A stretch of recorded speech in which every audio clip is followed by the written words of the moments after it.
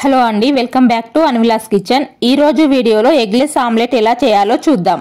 ఈ millet omelette ని చాలా ఈజీగా మార్నింగ్ బ్రేక్ఫాస్ట్ గా కానీ రైస్ లోకి సైడ్ డిష్ గా కానీ చేసుకోవచ్చు.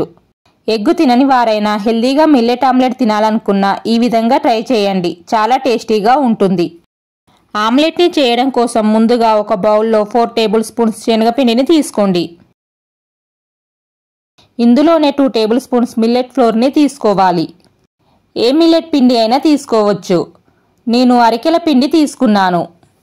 1/2 టీ స్పూన్ సాల్ట్ వేసుకోండి. ఈ పిండిలో కొద్దిగా వాటర్ వేస్తూ లంప్స్ లేకుండా కలపండి. లంప్స్ లేకుండా కలిపాక 10-15 నిమిషాలు పక్కన పెట్టండి. 15 నిమిషాల తర్వాత దీనిలో 1/2 టీ స్పూన్ బేకింగ్ సోడా, 2 పచ్చిమిర్చి ముక్కలు,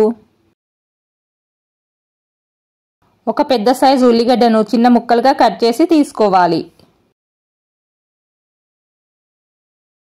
1 టేబుల్ స్పూన్ క్యారెట్ తురుము, 1 టేబుల్ స్పూన్ సన్నగా కట్ చేసిన కొత్తిమీర, అలాగే 1/2 టీ స్పూన్ కారం తీసుకోవాలి. మీరు కారం వద్దనుకుంటే పచ్చిమిర్చిని ఎక్కువ వేసుకోండి. అన్నీ కలిసేలా బాగా బీట్ చేయండి.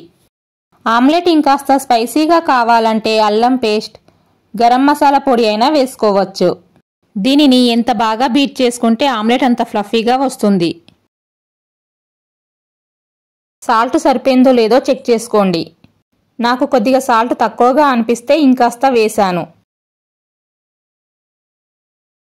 బ్యాటర్ మరీ థిక్గా కాకుండా ఫ్లోయింగ్ కన్సిస్టెన్సీలో ఉండాలి. ఇప్పుడు స్టవ్ పై ప్యాన్ పెట్టుకోవాలి. ప్యాన్ వేడయ్యాక 1 టీ స్పూన్ ఆయిల్ వేసి ఆయిల్ని ప్యాన్ అంతా స్ప్రెడ్ చేసుకోవాలి. ఆయిల్ వేడయ్యాక పిండిని వేసుకోండి. పిండిని ఈవెన్గా స్ప్రెడ్ చేసుకోవాలి. ఇప్పుడు కొద్దిగా ఆయిల్ని చుట్టూ వేసుకోండి. దీనిపై మూత పెట్టి మీడియం ఫ్లేమ్లో 2 మినిట్స్ ఉంచండి. 2 మినిట్స్ తర్వాత రెండవ వైపు టర్న్ చేసుకోండి. ఆమ్లెట్ని ఈజీగా టర్న్ చేసుకోవాలంటే ప్యాన్కి పైన ఒక ప్లేట్ పెట్టి ప్యాన్ని తిప్పండి. నిదానంగా దీనిని ప్యాన్లో వేసుకోవాలి. రెండో వైపు కూడా 2 మినిట్స్ ఉంచండి. 2 సైడ్స్ గోల్డ్ కలర్లో వచ్చేలా బాగా ఫ్రై అయ్యాక ఒక ప్లేట్లోకి తీసుకోండి.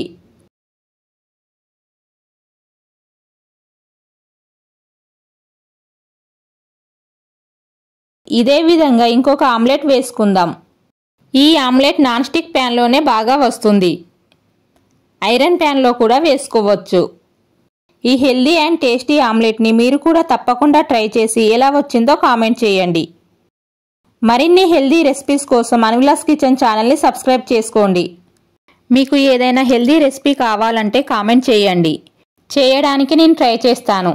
Thanks for watching.